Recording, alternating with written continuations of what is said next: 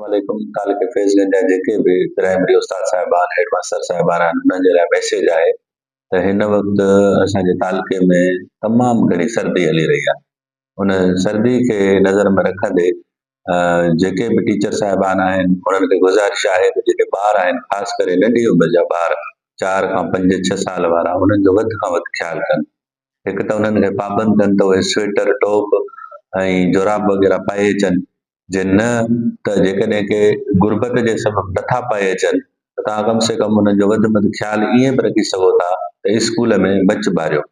पहिरियों जेको टाइम आहे कलाकु अधु, उन में तव्हां मच ॿारे उन्हनि खे उते बाहि ते हथ पेर सेकारायो, उन्हनि खे गरम कयो। उन खां पोइ जीअं सिजु निकिरे थो ऐं कुझु रोशनी अचे थी, त उन खां पोइ तालीमी सरगर्मियूं वरी बरक़रार रखियूं वञनि। इन सां असांजे जेके मुस्तक़बिल जा ॿार आहिनि, उन्हनि जो तहफ़ुज़ यक़ीनी बणाए वञे। तव्हांजी तमामु घणी महिरबानी। आफ़ताब हुसैन राजपर, तालका एजुकेशन ऑफिसर, मेल प्राइमरी फैज़गंज।